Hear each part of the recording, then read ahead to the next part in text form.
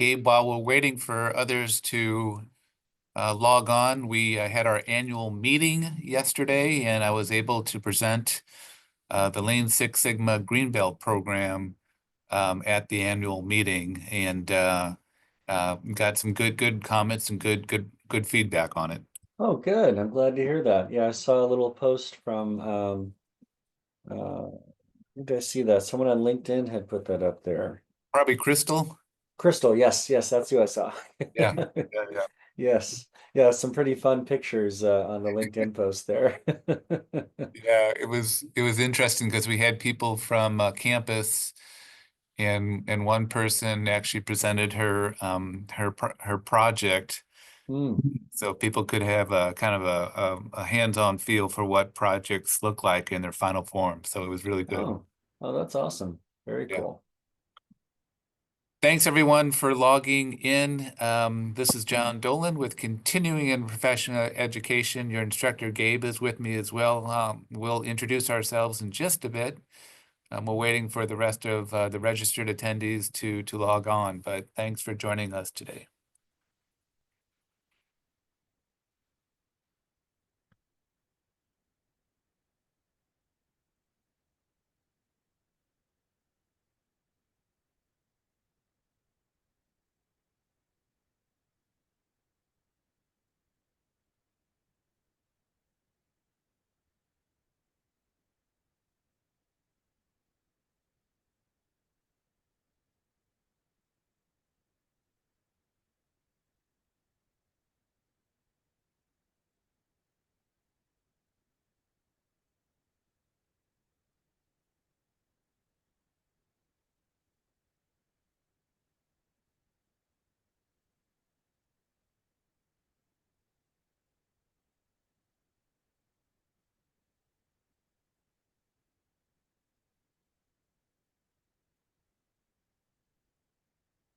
We'll just give it another 30 seconds or so for our last attendees to log on, and then we will get started.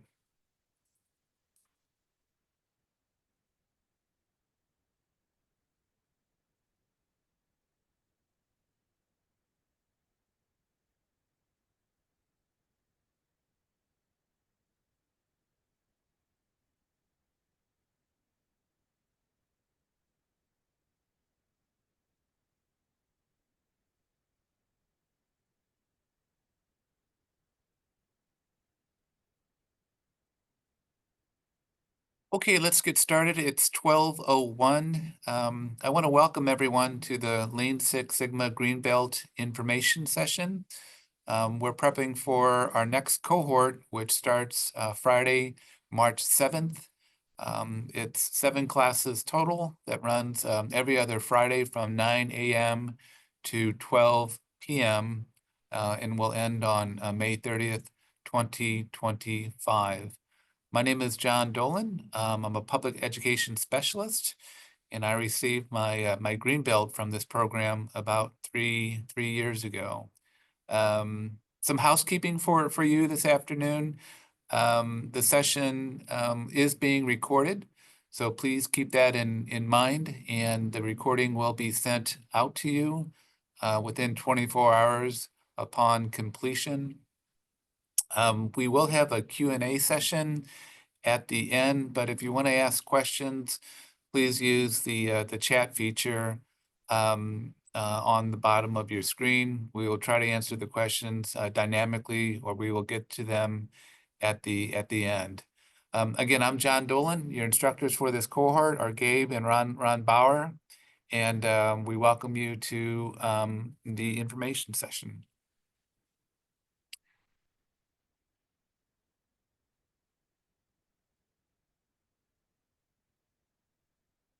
So here's our agenda for today.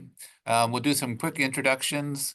We'll tell you what the program is about, what the overview of the program is, what are the academic requirements for successfully succeeding in the program, and then of course we'll have questions throughout the information session as needed.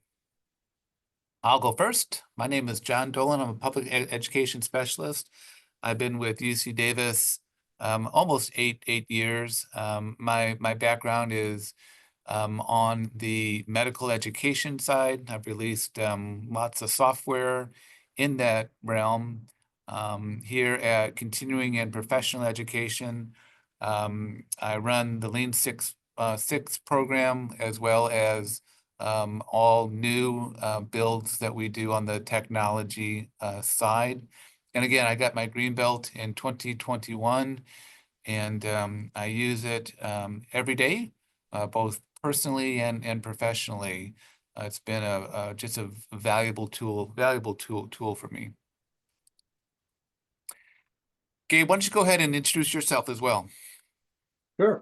So my name's Gabe Lawal. I'm the lead instructor for this program, and this is just a really fun program to facilitate. I've been doing continuous process improvement for about the last 10, 12 years with formal roles and training. I did the green belt certification program many moons ago, and then went on to do a black belt certification. And I've had an opportunity to facilitate quite a few different projects to streamline operations in different departments. And looking forward to this program. The projects are always fun to learn about and help support through the coaching process. And I'm hoping today's information session will be helpful to everybody. I did see a hand up. John, do we want to save those for the end or get to those now? Let's see what Pamela has to say. Go ahead, Pamela.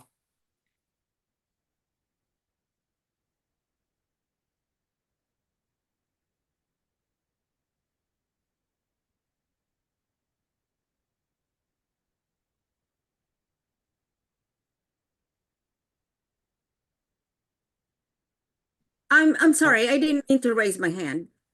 Okay, you're fine. We welcome all raised hands. So if you have anything else, we will get to you later. But thanks. Okay, here is the first overview we have for Lean Six Sigma.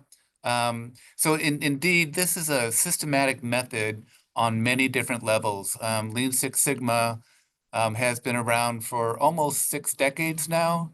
And the three main outcomes are being able to improve performance, reduce in business operations, reduce variation, and achieve productivity and profitability on a number of different fronts. Sometimes that means saving hours. Sometimes that's dealing with a tough vendor. Sometimes it actually is an ability to save money and improve margins at your organization. So it is a systematic method. And as a green belt, you'll be able to do a number of different things. You'll have a higher impact in your organization. And you'll be playing a key role in the success of your organization's goal of process improvement. You also will be more involved in selecting and defining projects, setting project objectives, being a better project manager overall. Lean Six Sigma is key in terms of data gathering, and you'll be working in terms of change implementation. And throughout your career as a green belt, you'll be applying the concepts, the tools, and methodologies in a variety of situations. Gabe, do you want to add anything there? No, I think that's a good summary. I saw in the chat here some folks said the slides weren't moving. I think we're still looking at the agenda slide. Just FYI. Okay, hang on a second.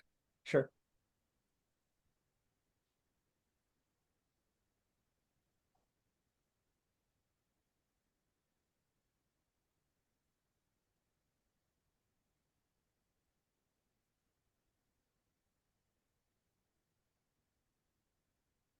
Are they moving ahead now? Yeah, now we're on the kind of two box Okay, slide. okay. Yeah. So these are the things that I just went over, and let's go on to the next slide. So who should attend? Who should be in Lean Six Sigma? Well, it's really anyone whose organization is interested in saving costs, being more efficient, or upping their game in terms of the quality of their service. So it's project managers, it's operational managers. We've had a ton of business analysts in the past, system analysts, a lot of management people come in, and of course leaders who want to kind of direct the Lean Six Sigma. We've had a ton of marketing people take this program over the year because, you know, the marketing world in terms of the digital side of it needs a lot more efficiency around it. And so a ton of marketing people take this as well. Gabe, do you want to add anything to that? No, I think that's exactly the right audience. I mean, this is designed with a really broad audience in mind. So you don't have to have prior exposure to Lean or Six Sigma to really get a lot out of this program. I would say anybody who wants to kind of build a solid foundation in some of the core tools for process improvement, that's the target audience. So while we do get a lot of leaders and analysts and folks that are maybe managing programs, it's definitely designed for a broad audience. Okay, terrific, terrific. So what are the high level program benefits? Gabe, why don't you walk us through this, because there's some things I always like to add on as someone who has taken this program. Sure, sure. So the one of the key elements of this program is the fact that you're going to be applying these concepts to a real world project. And that's really important for the learning process. There's other programs out there that might have you apply these tools to a case study. And the drawback is there's so many variables that are going to be unique to your organization that those case studies can never account for. And so you're going to get some really valuable practice in your setting with applying these tools. So that's a really key element of this program that makes it stand out. You've got regular mentorship from myself and from Ron. So we're providing regular feedback on each of the different tools that you're working with. We're also providing ongoing mentorship as part of the live Zoom sessions there. And then the third component there is we are available for one-on-one consultation as needed throughout the projects as well. So we definitely make ourselves available to you to help you navigate all the twists and turns that come with applying these tools in a real world environment. The other element here is these are all techniques and strategies that are very well proven to work in companies. So there's nothing here that's going to be maybe that would work in theory, but that can't work practically speaking. So we've specifically designed or selected, I should say, a subset of core tools that you'll be able to immediately apply back on the job. And then the final benefit is they have a digital badge, the Green Belt badge through Credlease, and you can link that up on your LinkedIn profile and obviously share that with your employer as well. John, anything you would add as a prior Yeah, participant in the program? just a couple of things. So the digital badge that you'll receive from Credly also shows some of the skills that you have learned from taking the Green Belt program. And I think what's understated here, Gabe, and the program benefits is actually being able to work and having FaceTime with a master black belt such as yourself. You know, these classes are taught live over Zoom, and you'll have 20 to 21 hours of face-to-face time with Gabe and Ron, and Gabe will be bringing in some guest speakers. And that's just an amazing benefit. I mean, normally a master black belt has 1 or 2 hours as part of the project. They step in, they step out, come back with some recommendations. And to have that correspondence, that collaboration with a master black belt is an amazing benefit. And I will also say that once you graduate from the program, you will immediately become part of the Lean community at UC Davis. Even if you're not UC Davis staff or faculty, you'll be invited to join the Lean community at UCD. And I can't tell you the benefits of being part of the Lean community. They act as mentors.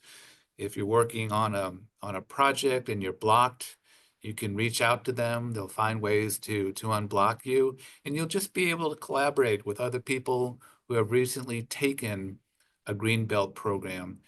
You'll be able to collaborate with people who really understand the benefits of a Lean community, and you'll be able to hear what other people are doing on the project side. So besides these stated program benefits, there are some other benefits too that are just outstanding. So what to expect? Gabe, walk us through the topics that you normally go through in the program. Sure. So this program follows a process called DMAIC. So the first part of the program focuses on defining your project. We do a deep dive on developing your scope, your charter, what's in scope, what's out of scope. We start there. Part of that is also understanding what is the process that you're going to be focused on improving. So that's the first phase. From there, we move into measurement. So we provide a number of different examples and different approaches to measuring the current state of your process. How well is it working? Where are the opportunities for improvement? We talk about different approaches for data collection, quantitative, qualitative, a combination of those different approaches. We then move into analysis, which in this program focuses mostly on root cause analysis. How do we go beyond just the surface level symptoms of what we think is going wrong here and really start to peel the onion so we understand better what's going on. From there, we move into the next phase, and I'll just kind of switch over here since we're changing our screen, which is improve. So for the improve phase, it's all about brainstorming and getting ideas from other folks that are involved in your project. So we're going to recommend a very collaborative approach where you're involving others that are impacted by your project, getting their ideas for improvement. We talk about a number of different approaches to gathering ideas for improvement. And then finally, we move into the C in DMAIC, which is control. So the control phase is about how do we make sure that whatever improvements we put in place really stick? How do we make sure we don't kind of slide back to the status quo? And so we talk about a number of different kind of tools and techniques. We actually have you put together a control plan that you can put in place once you've had a chance to put those improvements in place. I would say, globally speaking, this program is really heavy on the lean, or a real focus on the lean, and a little bit of Six Sigma. Six Sigma is really about a quantitative approach to understanding how many errors do we have in our process. And this started off from a manufacturing perspective, and now we can apply that same set of tools and that thinking process to non-manufacturing environments. But what we find is quite often students don't necessarily have access to a lot of rich data around their process. And so that's why we really focus predominantly on the lean tools and approaches that work for any process, regardless of whether or not you've got a lot of data there.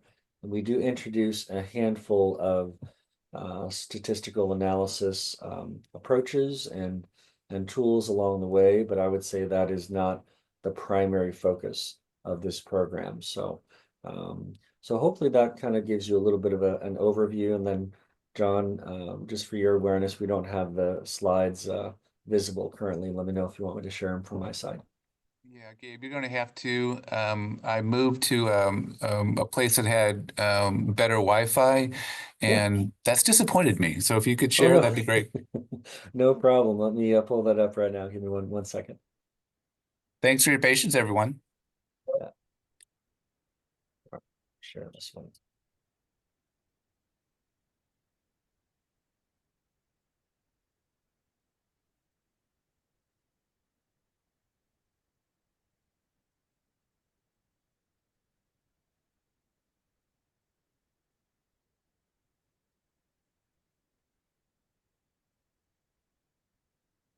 Yes. Okay, it should be coming up in a moment.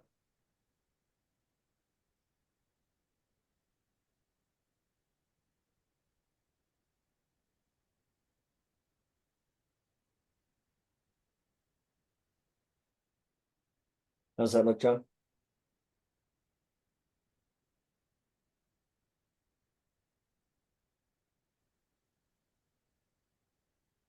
We're good to go? Looks good here. All right, awesome. So a couple other topics you'll see on this slide talks about A3 thinking, and that's both a tool. There's a tool called the A3 that we use, which really is a executive summary view of your project, but it's also a way of thinking or a way of approaching problem solving. So we talk about both of those. You're going to leave this program with a lot of tools you can go back and immediately apply to any project. So whether that's process mapping, the entire toolkit for standard work, 5S if you're looking to redesign or streamline a physical environment so it's more efficient. We'll talk about Kanban, state proofing, all kinds of different tools there. So like I said, we've really decided to focus in on a little bit of a deeper dive on a smaller set of tools, but it's going to be plenty for each of those phases in the DMAIC process you can go back and use. We already talked about ideation coming up in that improve phase. There's a risk assessment that comes into play as you get to the control phase there. We talk about change management throughout the entire DMAIC process, and then project closure is part of that control phase as well. So please let me know if you have any questions about what to expect topics wise.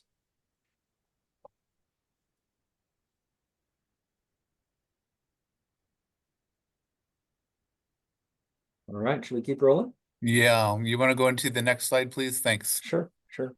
So this topic or the other piece of the slide talks about what's not included. So this is not a deep dive on statistical analysis. You'll typically get that in black belt programs. So if you're dealing with a lot of data points, I would say that we are going to introduce some Excel-based tools that can help you work with that data to do things like SPC, statistical process control. So we do introduce that concept. We'll give you some tools for it. But again, this is not going to be a deep dive on things like regression analysis.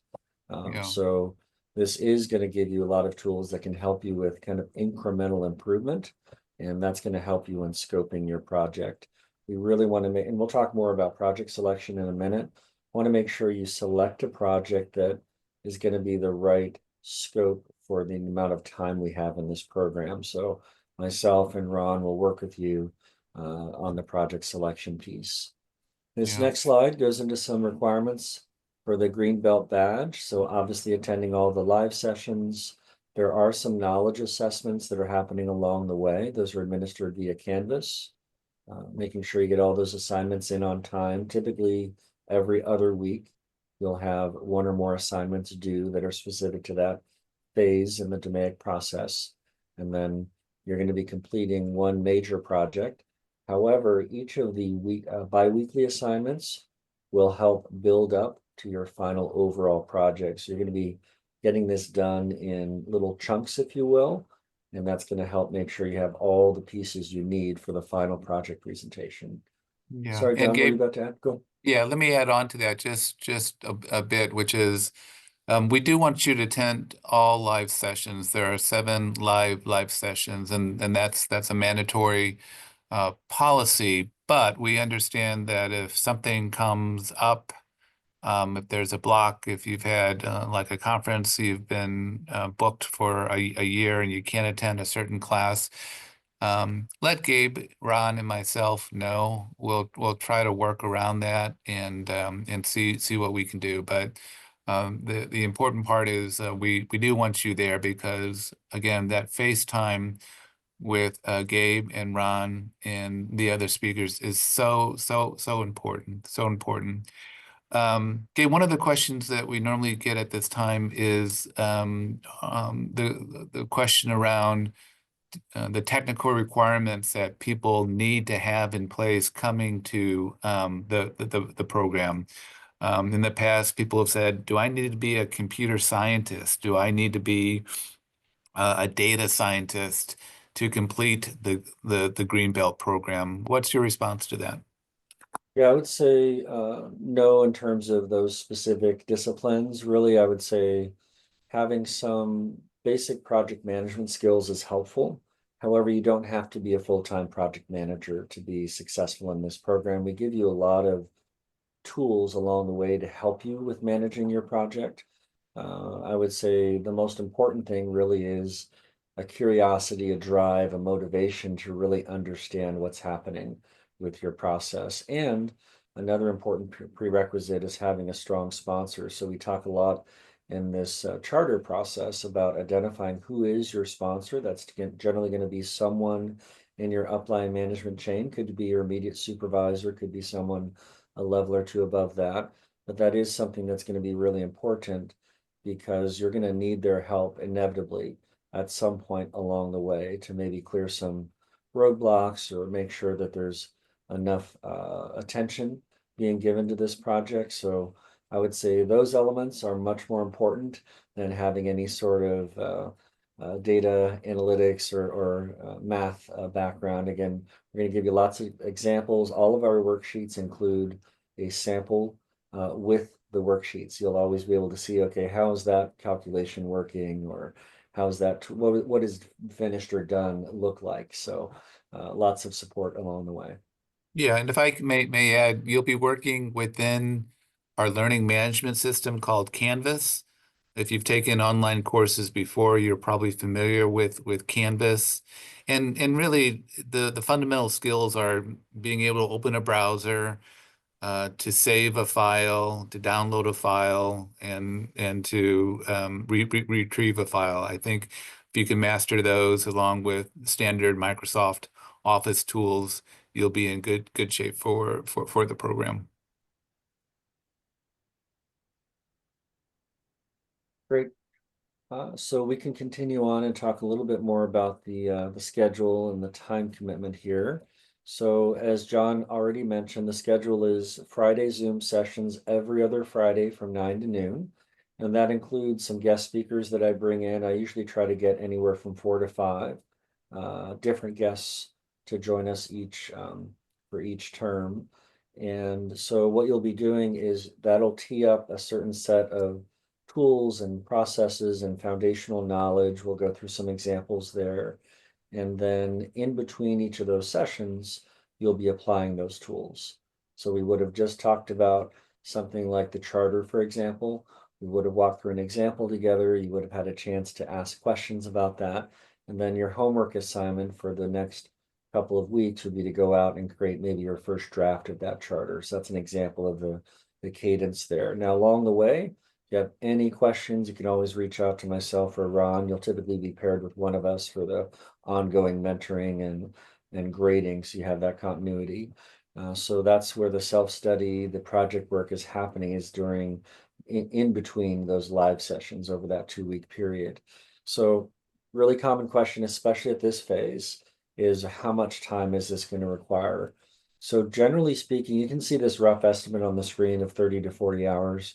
It really depends on the project you've chosen, the level of complexity, the scope, the scale. There's a lot of variables that go into that. I would generally recommend allocating at least 8 hours a week. And that would be between the homework assignments and then also gathering whatever information you need to get those assignments done. So that might mean reaching out to folks in your organization. That might mean talking to folks. It might mean observing a process, gathering some data. So I think that's a pretty safe estimate, but it's certainly a range. It really does depend, again, on access to information, access to people, access to that data. There's a lot of variables, and we have some criteria we'll talk about in a minute to help you with kind of picking the right size project given the amount of time we have. John, anything you would add on that? Yeah, Ron always reminds me at this stage that if you want to collaborate on a project with a colleague, someone else from your organization, you're welcome to do that also. Absolutely. Yeah, that's definitely a great option. We see that quite often in this program when folks are signing up from the same organization.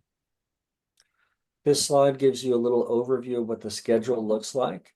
So again, we'll have the kickoff, you'll have some assignments in that to get done in that off week. And you can see how this is laid out to really mirror that DMAIC process of defining, measuring, analyzing, improving, and then controlling your process. Near the end there, you'll see that final project. So that has a couple of components. This is a compilation of your revised final version of a lot of these other deliverables you would have already gotten feedback on over the first 10, 12 weeks of the program. So those are all coming together in one presentation.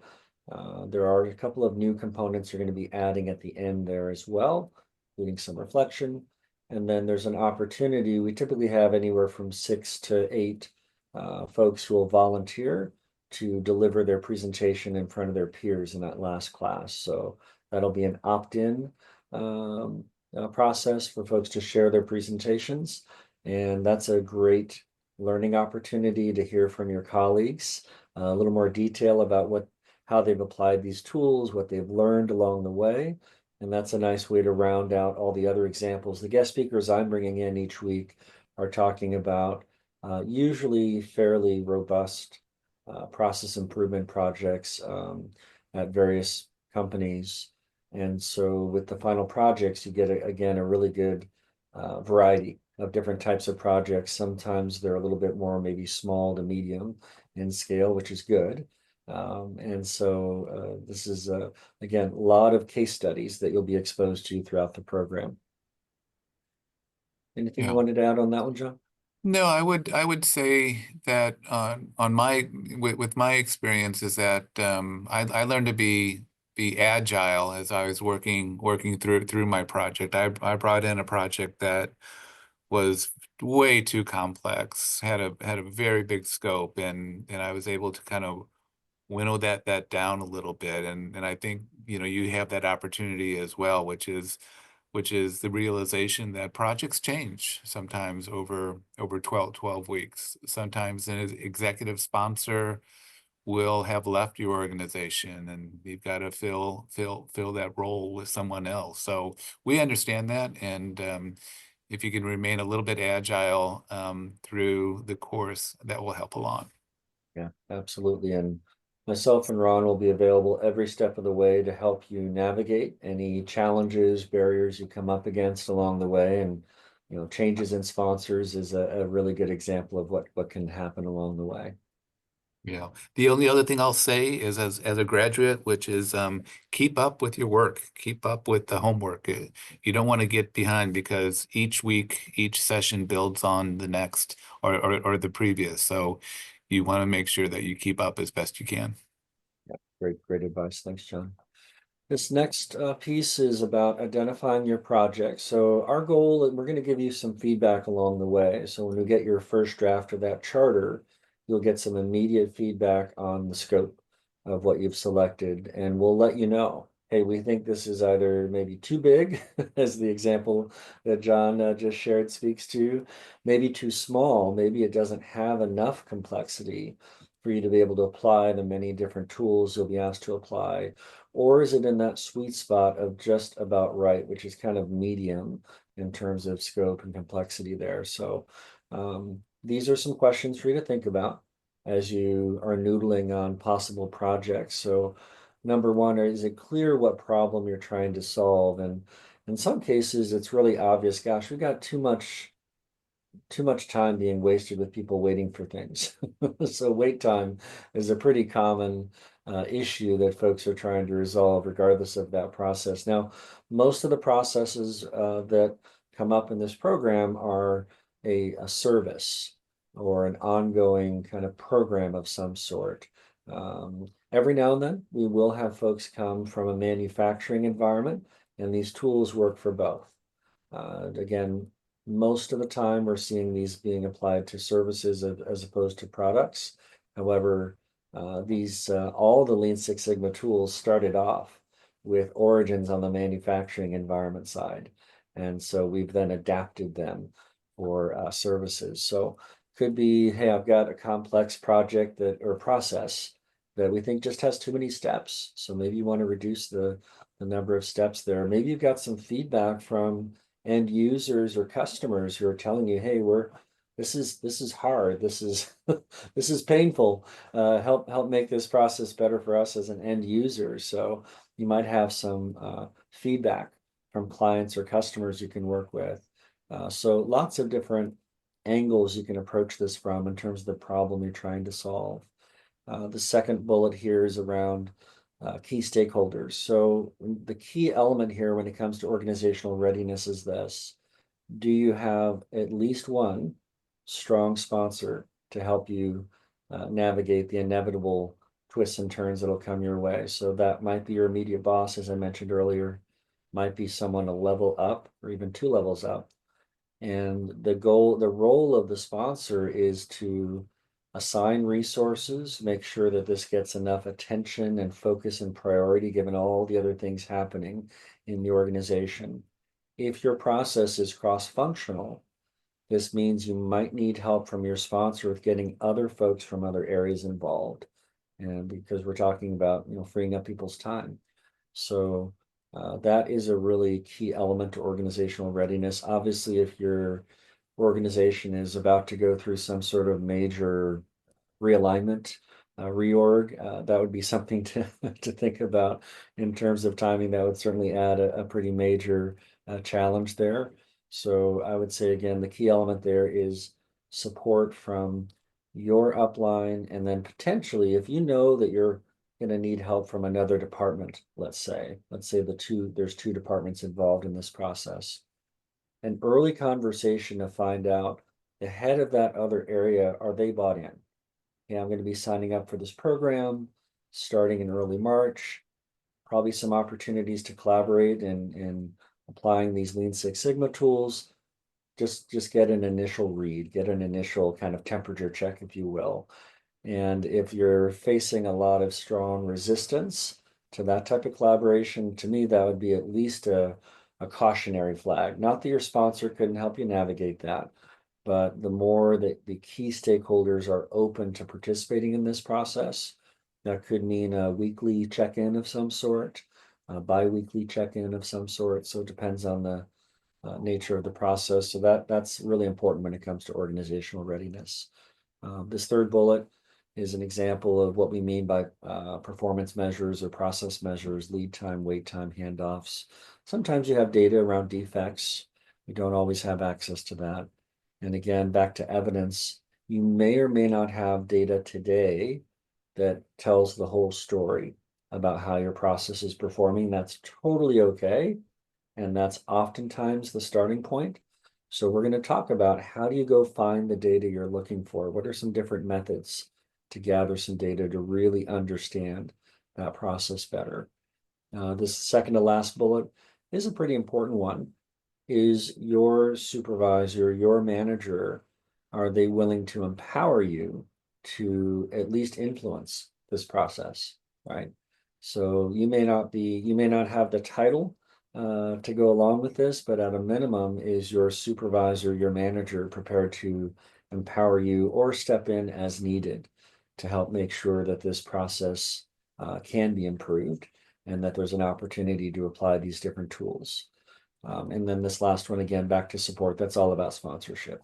Having that support from your management chain is going to be important to make sure that you've got the bandwidth you'll need to apply these tools. John, anything else you would add on those?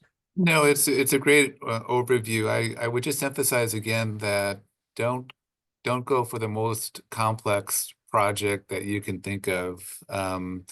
We've had projects as simple as a group from UCD Facilities couldn't complete their daily tasks, and they discovered it's because they couldn't find the right tools. And how do you find the right tools? Well, you rearrange your maintenance shaft. And what a simple solution to an ongoing problem. So, the projects can be as simple as that, and they can be a little more complex as well. But just don't go too complex, because you'll eventually want to make sure that you have a scope that's reasonable, and that you can implement the project as well. This is a Lean Six Sigma program that can be implemented, and that's very, very important to understand in terms of what project you're actually going to take on. Yeah, I think those examples are helpful. A couple more we've seen new employee orientation processes get streamlined significantly. We've seen payment processes, invoice processes be streamlined. We have had some folks come in from a couple of local wineries, and they were looking to reduce the amount of waste in their manufacturing process. Again, while the majority are more administrative type processes, these can apply to both types. And to John's point, generally speaking, when we're providing feedback, we're trying to make sure, okay, we've only got this amount of time to work with. Let's make sure we don't bite off more than we can chew. So that's quite often the direction that we're going. Every now and then we're going the other direction. Is there enough here to really work with? So great. Let's keep rolling. This is an example of the project storyboard or the A3 tool that we're using. So you're going to have a chance to gradually build out your A3 or your executive summary, if you will, of your project. This gives you a little snapshot of some of the pieces there. Some other examples of projects, we've had folks in call center environments think about how do we improve our response time? In the healthcare settings, how do we work on maybe the appointment scheduling process? I think I gave you a billing example earlier. John mentioned the workspace reorganization. We've had folks from procurement and supply chain roles look at how do we streamline that process with many, many steps there. So hopefully the examples are helpful. And again, this A3 template is meant to be your executive summary that you're gradually building and getting feedback on. There's a lot of feedback loops and iterations. You might be doing a first draft and then a second draft along the way. I'll let John, you can speak to the tuition piece. Yeah, sure. Thanks, Gabe. So the tuition is the cost for the program is $2,495. There are some tuition discounts. You'll get an email today with $100 off for attending this info session. There's a 50% discount for UCD staff who are eligible for that discount, meeting certain requirements. If you're coming to your from your organization, you want to bring a few of your colleagues, there's a group discount of 10% more. If you're a alumni of Cal Aggie, there's a discount, and then the overall staff discount is $200. And these discounts cannot be combined, but if you can, please take advantage of them. Thanks, John. You want to cover this one as well, John? Sure. So the important thing to understand is on two fronts. UC Davis became a Lean Six Sigma charter community in 2019.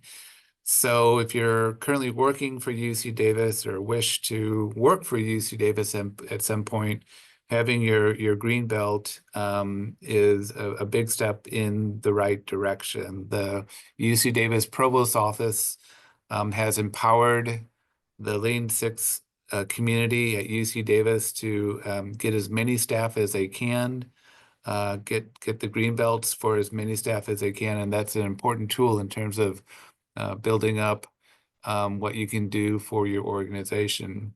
But outside of UC Davis, there are other employment opportunities. In the Sacramento region, employers that are looking for people who have a Six Sigma certification will usually give that person a bump of about $8,000 over people who have similar skills but do not have a green belt as part of their skill set. So it's about an 8% bump in terms of what a green belt can give you in the open market.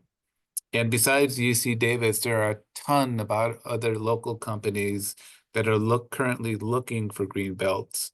UC Davis Health, the UC system as a whole, Lockheed Martin, We've had people from Intel, Oracle, PG&E sent a ton of employees this way, you know, and then a lot of the state organizations like DMV send their employees here because they're always looking for efficiencies. They're always looking for identifying waste. So there's a good host of local companies that are looking for green belts. And this information is based on some 2024 stats that I pull every couple of years or every other year.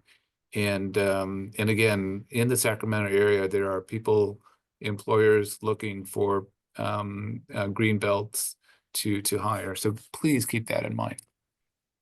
Awesome.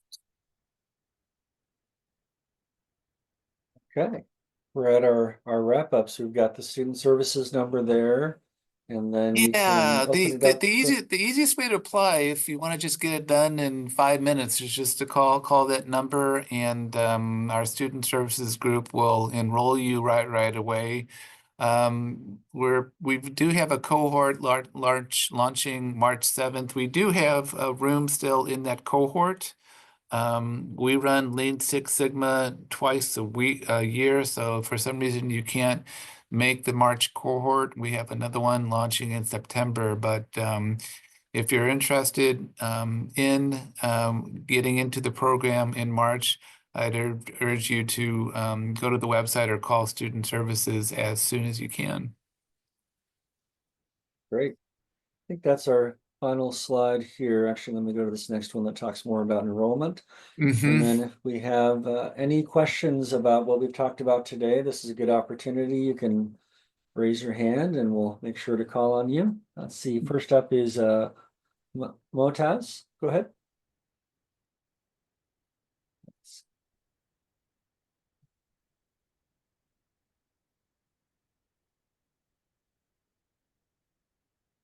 Might have to just Hi, unmute.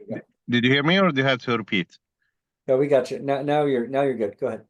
Yeah, my question was, if I'm unemployed at the moment, how can I do my project? So there's a couple of different ways we've handled that. Most commonly, we would have folks look at their most recent place that they've worked, and as long as they can still get access to some information about that process, that's the most critical thing.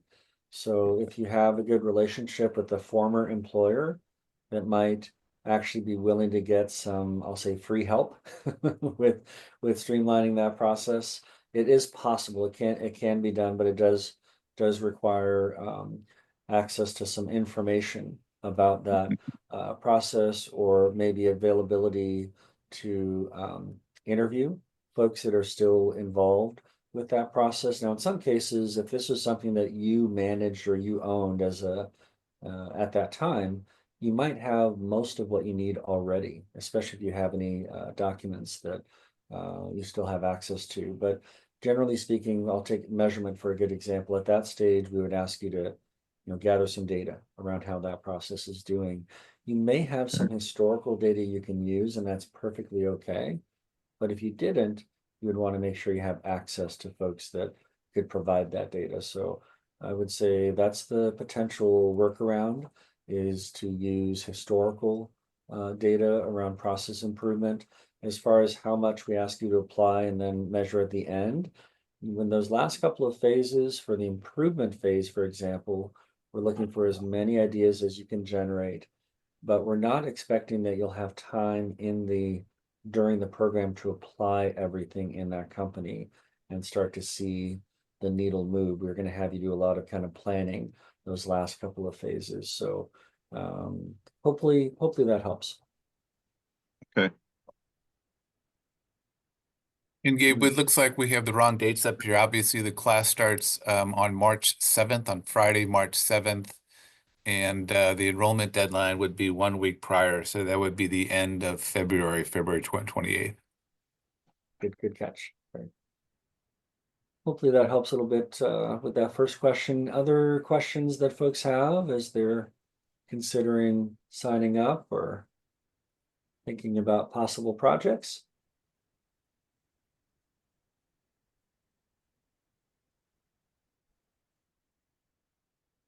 let's see here. Yeah, go ahead, Motaz.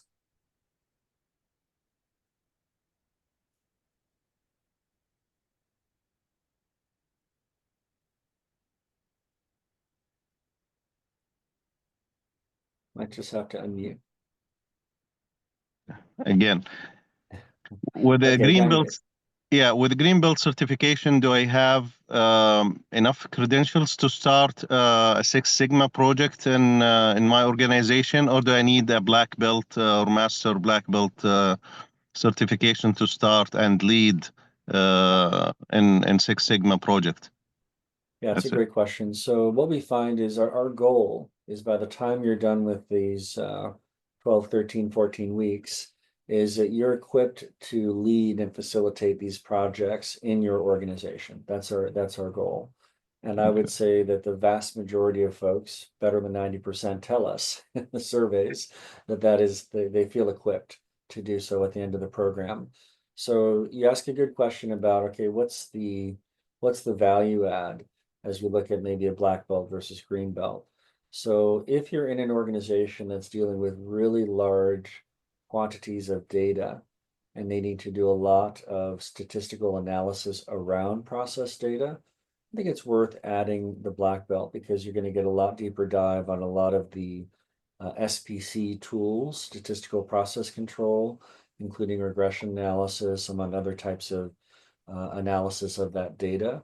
That's the piece that might be worthwhile if you're in that type of environment. Some advanced manufacturing environments, for example, might have access to that level of precision detail on errors, for example, in their processes. But to answer your earlier question, yes, by the time you're done with this program, you should be fully equipped to lead these types of projects in organizations. Okay. Good question. Any other questions about the program, what you'll be learning, questions about project ideas?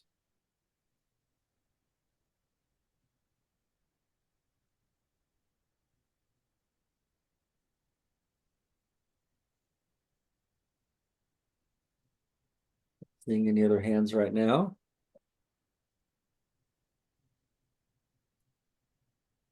Okay, I'll turn it back to John for a wrap up then. Okay, thank you. And thanks everyone for attending the information session today. Again, this has been recorded and we will be sending it out to you within 24 hours. If you have any further questions, you can contact me directly or you can talk with our student services group. Gabe, I want to thank you for your problem solving today and for your leadership during this information session. And thanks everyone for attending, and we hope to see you in the cohort of in March. Yeah, would love to see you there. Thanks everybody for coming today. Have a great day.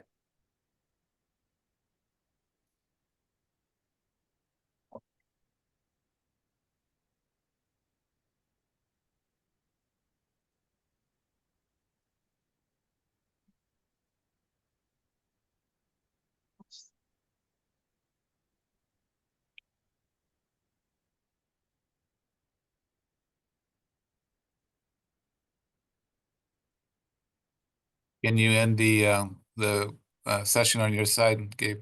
Yes, happy to do that. Let me go ahead and wrap it.